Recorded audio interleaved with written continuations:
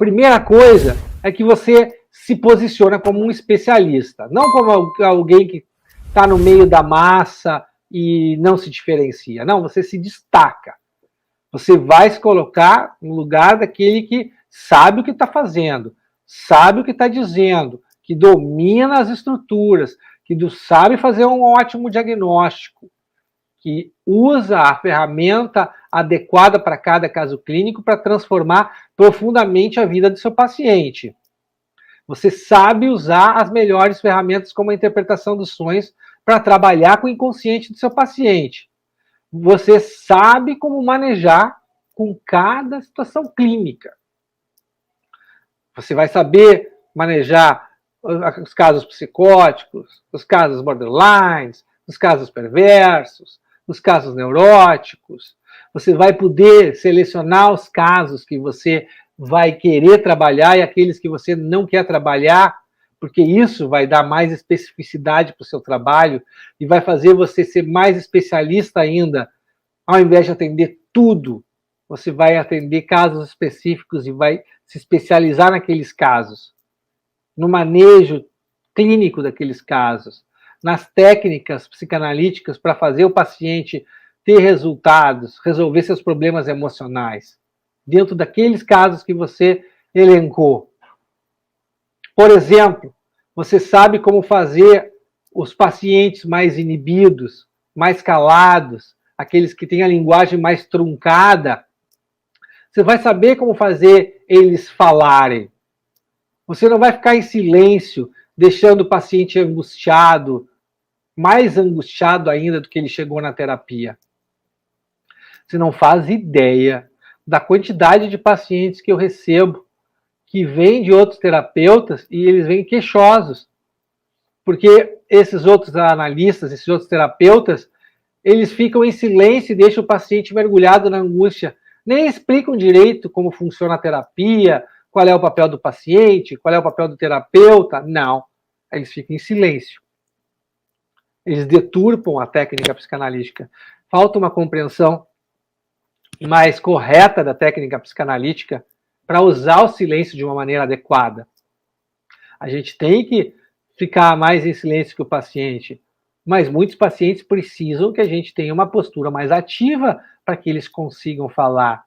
Precisam que a gente converse com eles para eles falarem, para eles se soltarem, para eles perderem a vergonha, diminuírem a censura que eles estão tendo para poder se abrir realmente com a gente.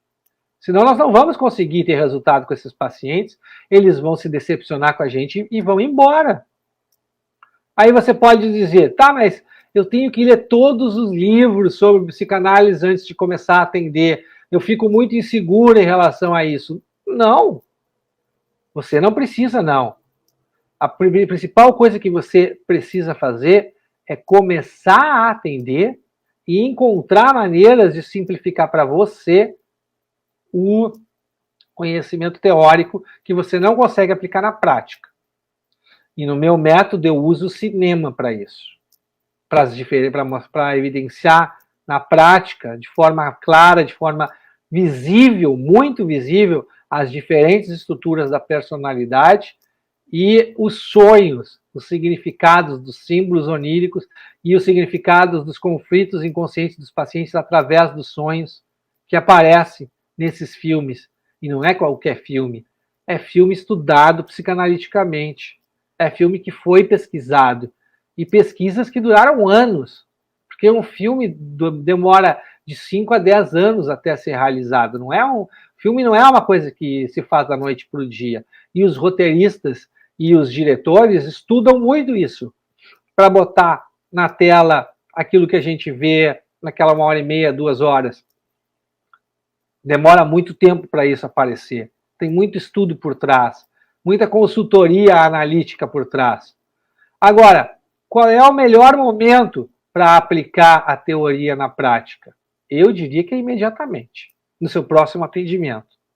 Você começar a atender e ir se aperfeiçoando cada vez mais, em enxergar na prática aquilo que você estudou teoricamente. Você tem que se perguntar, você tem que estar nesse exercício. o paciente está me dizendo isso. O que isso quer dizer?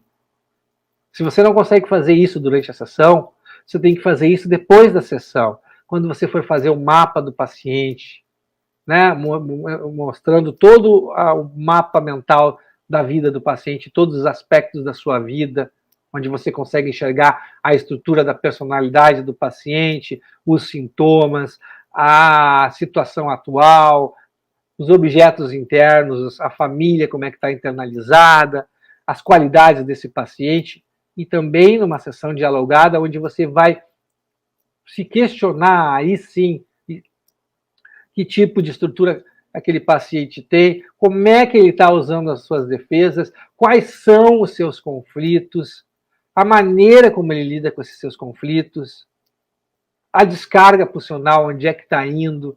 É isso que você precisa fazer.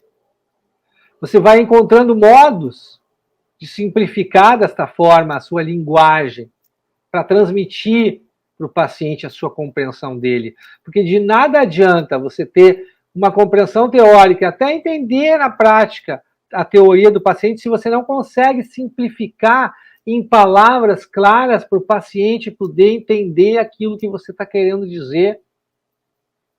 O paciente olha para você meio torto assim, você pergunta para ele entender o que eu quis dizer, ele diz, entendi, quando na verdade o paciente não entendeu nada. Por exemplo, ao identificar uma relação fusional de um filho com a sua mãe, você não vai dizer para o paciente que ele tem uma relação fusional, simbiótica com a sua mãe. Isso não diz muito para o paciente.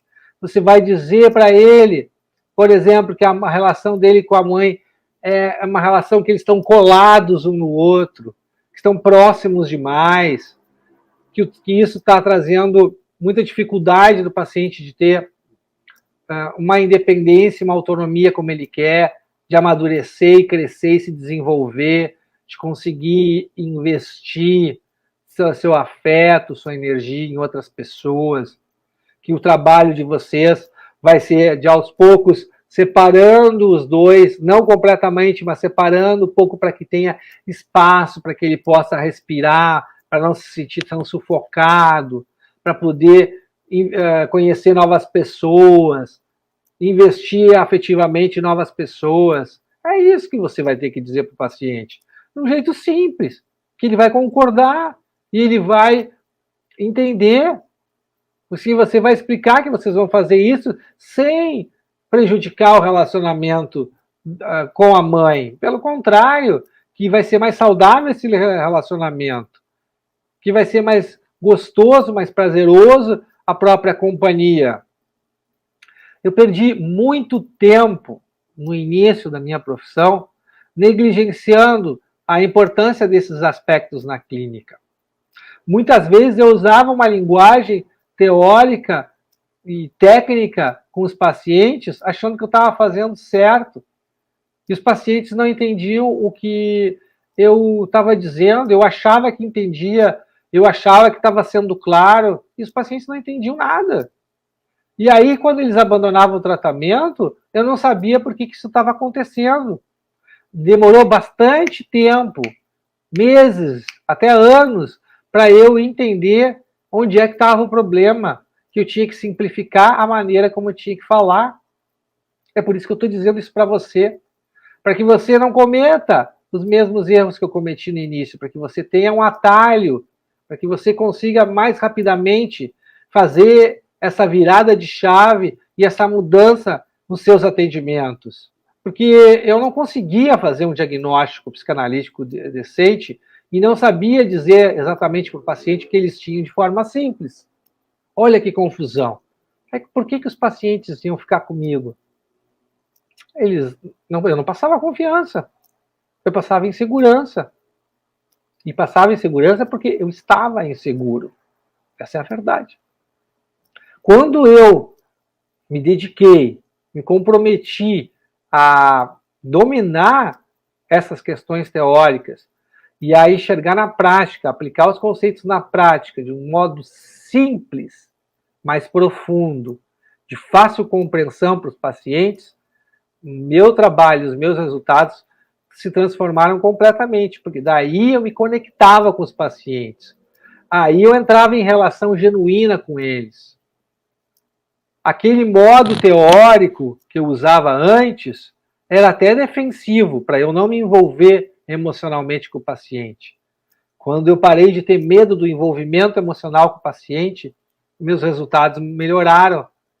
E eu consegui falar com os pacientes de uma maneira muito mais acessível, que eles conseguiam entender perfeitamente o que eu estava querendo dizer. E hoje é assim. Eu falo e procuro falar do jeito mais simples, mais direto possível, sem psicologizes, sem uma linguagem psicanalítica hermética. Não, a gente tem que usar as palavras do paciente, a gente tem que usar termos coloquiais, a gente tem que usar termos do dia a dia, a linguagem que o paciente consegue entender, não a nossa linguagem. A gente não tem que impor a nossa linguagem ao paciente. A gente tem que usar a linguagem que o paciente, a gente tem que ir ao nível da linguagem do paciente para ajudar ele. Aí você pode dizer, tá, mas a psicanálise é muito difícil, como é que eu vou fazer isso? Isso é possível quando você se compromete, quando você realmente faz o que precisa ser feito, quando você busca modos de simplificar a teoria para você. Aí você consegue esses resultados. Consegue mesmo.